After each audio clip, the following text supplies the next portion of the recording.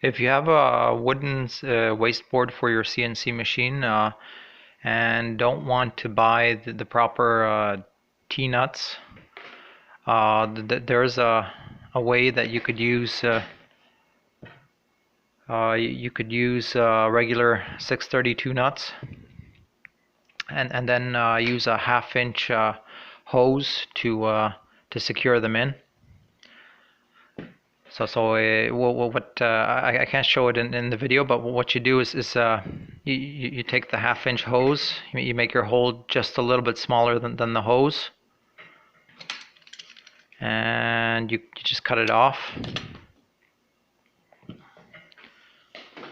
So for example, here's one I did earlier. You take it and you pop it in.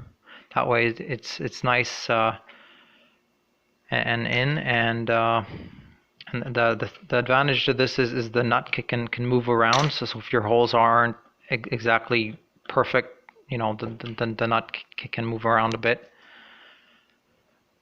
I hope this helps somebody. Bye.